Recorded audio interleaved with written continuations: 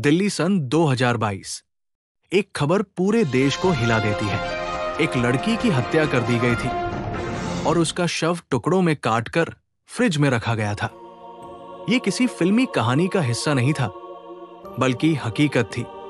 श्रद्धा walker का कत्ल इसी तरह हुआ था, लेकिन यह कहानी उसकी हत्या से कहीं पहले शुरू होती है।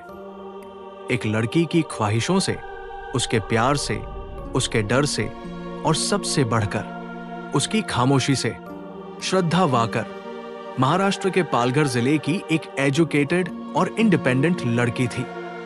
वो एक मल्टीनेशनल कॉल सेंटर में काम करती थी और आधुनिक सोच रखती थी। ऑफिस में उसकी मुलाकात आफताब पूनावाला से हुई। दोनों में नजदीकियां बढ़ी और जल्द ही उनका रिश्ता रिलेशनशिप में बदल गया।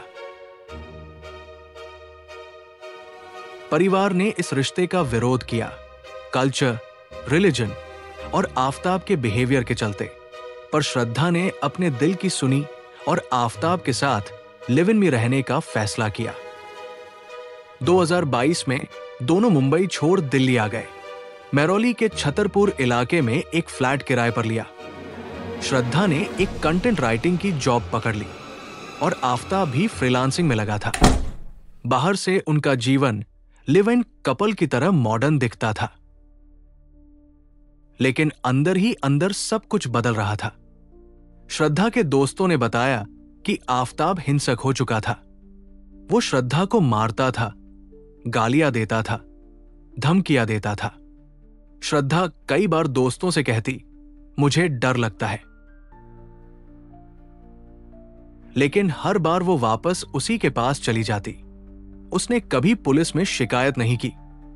शायद उसे सोसाइटी का डर था कि लोग कहेंगे लिव इन में थी, खुद की चॉइस थी। शायद उसे उम्मीद थी कि वो बदल जाएगा।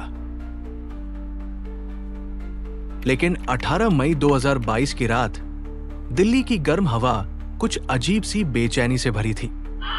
उस छोटे से फ्लैट में एक चीख गूंजी, मगर दीवारें गूंगी थी। पड़ोसी सोए थे और शहर की रफ्तार कायम थी। उनकी बहस ने रफ्तार पकड़ी और अचानक सब खामोश हो गया। श्रद्धा की सांसें थम चुकी थी। आफताब ने एक ऐसा निर्णय लिया जिसे सुनकर रूह कांप जाए। उसने उसके शरीर को गला दबाकर हमेशा के लिए खामोश कर दिया। पर कहानी यही खत्म नहीं हुई। उसके बाद वो कई घंटों तक फ्लैट में टहलता रहा, जैसे कुछ सोच रहा हो, जैसे मौत के बाद की जिंदगी का प्लान बना रहा हो। फिर उसने एक चाकू उठाया और इंसानियत को टुकड़ों में काट दिया। 35 टुकड़े, हर टुकड़ा खामोशी से चीख रहा था। वो टुकड़े अब न इंसान थे, न शव। वो एक राज थे जिसे आफताब ने अपने फ्रिज में छुपा दिया। उसी फ्रिज में जहां पहले मीट रखा जाता था, अब मौत पड़ी थी। रोज रात वो एक टुकड़ा लेता और शहर के किसी कोने में अंधेरे की गोद में छोड़ आता। किसी को भनक तक नहीं लगी। वो फ्रिज हंसते हुए दोस्त की तरह खड़ा रहा और उसके अंदर एक लड़की की अधूरी कहानी, जमी हुई सांसें और एक खौफनाक साजिश दिन रात पकती रही। श्रद्धा के दोस्तों ने सोशल मीडिया पर उसकी गुमशुदगी की बात उठाई।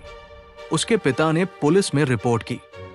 लगभग 6 महीने बाद नवंबर 2022 में दिल्ली पुलिस ने आफताब को हिरासत में लिया। सख्ती से पूछताछ करने पर उसने अपराध कबूल कर लिया। इस दिल दहला देने वाली घटना ने कई सवाल खड़े कर दिए। क्या श्रद्धा को समय रहते मदद मिल सकती थी? क्या लिव इन रिलेशनशिप को लेकर समाज का नजरिया इतना सख्त है कि लड़कियां खुलकर अपनी बात नहीं कह पाती? क्या हमारे पास ऐसी सिस्टम है जो डोमेस्टिक वायलेंस को सीरियस ले? एक लड़की जो अपने प्यार के लिए सब कुछ छोड़ आई थी, उसे उसका प्यार ही खा गया। श्रद्धा अब हमारे बीच नहीं है, लेकिन उसकी कहानी हमारे आसपास की लाखों लड़कियों की कहानी है। वो आवाज जो रिश्तों में दबी रह जाती है, वो आंसू जो कभी दिखते नहीं, और वो डर जो प्यार के नाम पर सह लिया जाता है। ये सिर्फ श्रद्धा की नहीं, हर उस लड़की की कहानी है जो सहती है, चुप रहती है और आखिरकार मिटा दी जाती है। श्रद्धा की खामोशी को अगर हम सबने मिलकर आवाज बना लिया तो शायद अगली श्रद्धा बच सकती है। अगर किसी रिश्ते को डर, जोर जबरदस्ती या मारपीट का सामना करना पड़ रहा है तो ये प्यार नहीं है, ये हिंसा है, और हिंसा के खिलाफ चुप रहना सबसे बड़ा अन्याय है। आज आफताब जेल में है, केस कोर्ट में चल रहा है और देश यही चाहता है कि श्रद्धा को इंसाफ मिले। दोस्तों, ये थी श्रद्धा वॉकर केस की कहानी। मिलते हैं एक और रियल क्राइम स्टोरी के साथ। तब तक के लिए सुरक्षित रहिए, सतर्क रहिए। जय हिंद।